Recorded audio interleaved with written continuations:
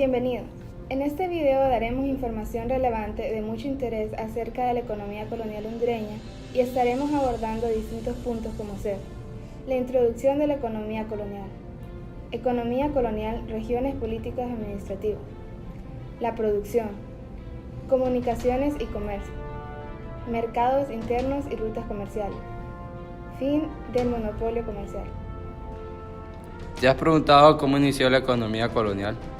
En sus inicios no fue particularmente fácil la vida económica en las colonias, donde no existía la moneda como medio de pago entre aborígenes y conquistadores, usándose periódicamente el sistema de trueque.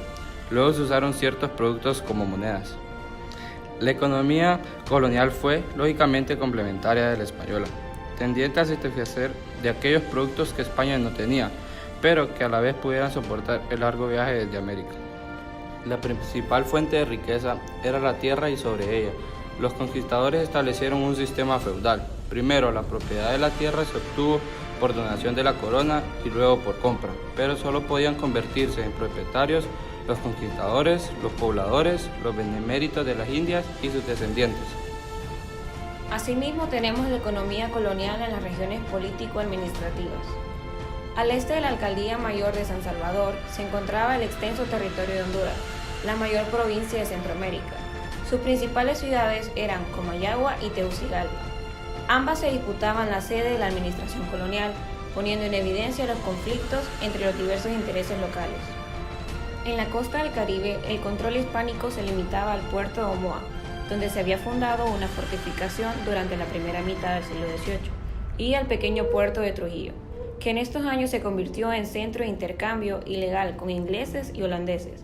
Al este del puerto de Trujillo, los españoles, incapaces de ejercer su soberanía, tuvieron que tolerar la expansión de la etnia afroaborigen de los misquitos, apoyada militarmente por los ingleses de Jamaica. La presencia inglesa y mezquita en la costa caribeña se extendió desde el este de Trujillo hasta la desembocadura del río San Juan, pero sus actividades, contrabando, ataques de saqueo y captura de indígenas y esclavos negros de las colonias hispanas, se extendieron hasta las islas de San Blas frente a Panamá. En el área del Pacífico de Honduras se encontraba Choluteca, territorio que en cierta forma era una prolongación de las tierras planas del norte de Nicaragua. En esta región predominaba la producción ganadera mular, orientada al abastecimiento de acémilas para los centros mineros del interior de Honduras, como hacia el lejano Istmo Panameño. También tenemos el punto a abordar de la producción.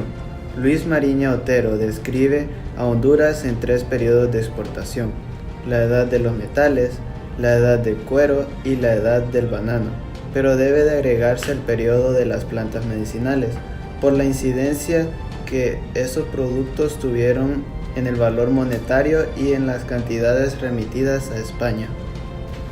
Gonzalo Fernández de Oviedo describe que en Honduras hay unos árboles que en ninguna otra tierra de las Indias se han hallado. Los cristianos la llaman liquiámbar. A su arribo a Trujillo, los primeros pobladores españoles tenían vida ancha y encontraron o cultivaron los productos de mayor demanda en España.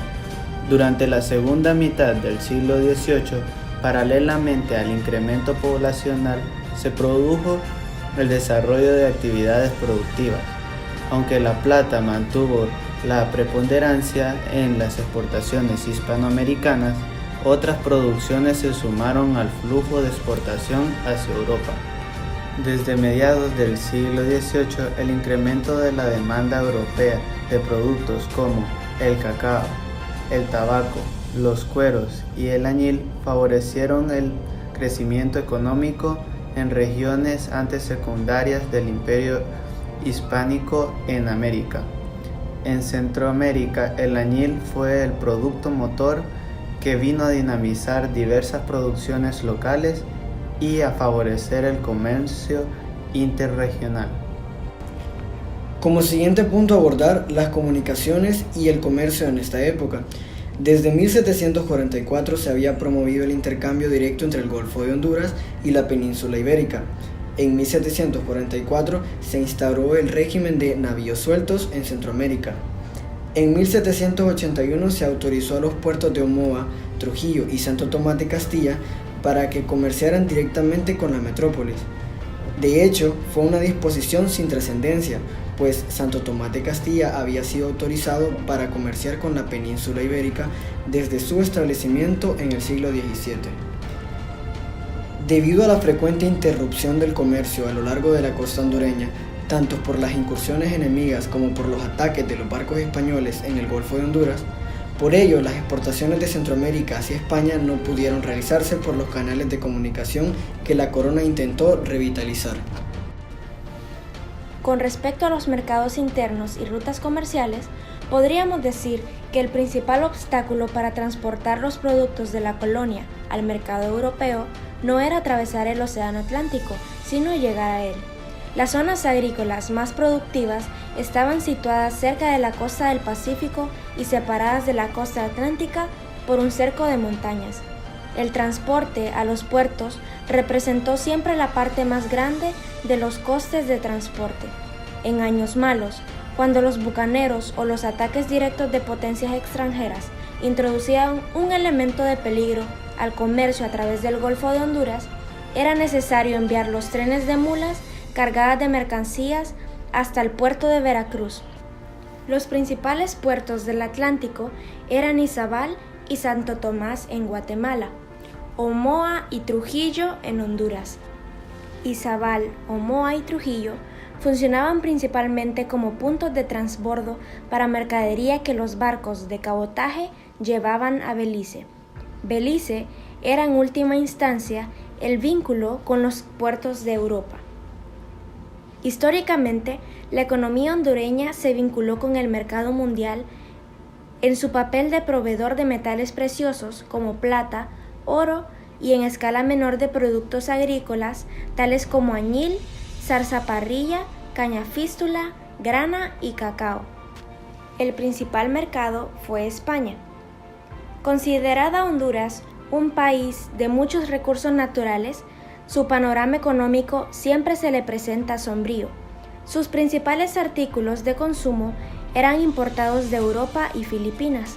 El famoso galeón de Manila era muy esperado por las principales familias en los puertos para adquirir productos suntuarios como telas de seda, especies y fantasías orientales. Seguidamente tenemos las actividades en que la economía hondureña se centra, como ser la minería, agricultura y ganadería. En primer lugar, la actividad minera se organiza alrededor de la explotación de la plata y el oro. Las minas de San Miguel de Teucigalpa, Santa Lucía, Huascarán, Cedros y Uscarán son las más importantes. Durante el periodo colonial se explotaron alrededor de 400 minas. La actividad minera contribuyó a diversificar la producción agrícola y ganadera, al requerir de productos de consumo para los trabajadores y la crianza de mulas y bueyes para transporte. En segundo lugar, la agricultura es caracterizada por las encomiendas y repartimientos. Inicia una diversificación con el crecimiento de la actividad minera. La zarzaparilla, el añil, la grana, el tabaco y el cacao fueron productos de exportación. Posteriormente tenemos la ganadería, siempre importante en toda la vida económica y social de Honduras. Empezó en 1566 por la solicitud de vecinos de la Nueva Valladolid del Valle de Comayagua. La crianza de ganado vacuno y caballar se extendió en todos los principales valles de Honduras. La corona de la Virgen de Concepción de San Jorge de Olancho estaba hecha de cuero de la primera res sacrificada en ese lugar. Durante el siglo XVIII y XIX fue su mayor importancia. Las exportaciones de ganado en pie, los cueros curtidos y los demás productos derivados tuvieron gran auge. Como último punto, tenemos el fin del monopolio comercial. El contrabando de productos europeos, que se generalizó en el siglo XVII, con la constante interrupción de las comunicaciones oficiales, alteró la pauta de intercambios americanos e inició, aunque ilegalmente, un sistema de libre navegación y de ruptura del rígido sistema de monopolio que no funcionaba.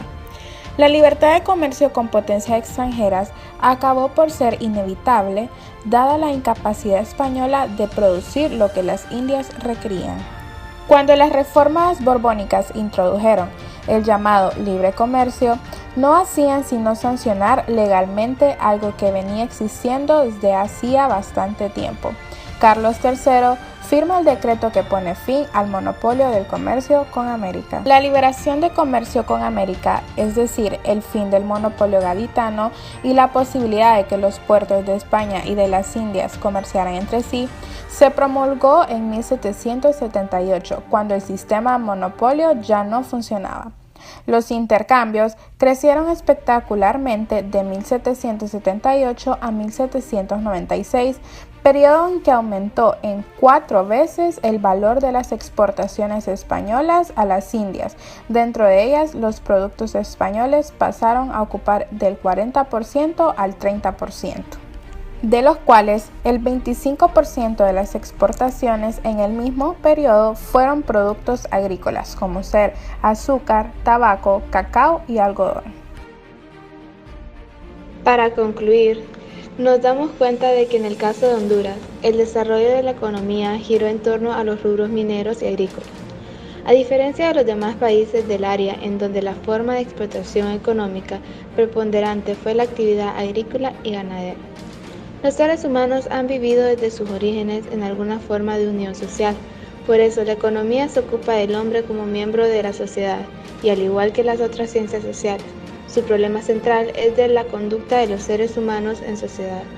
La palabra economía se deriva del griego oikono, oikos, todo lo que uno posee, nom, administración. Muchas gracias por ver nuestro video.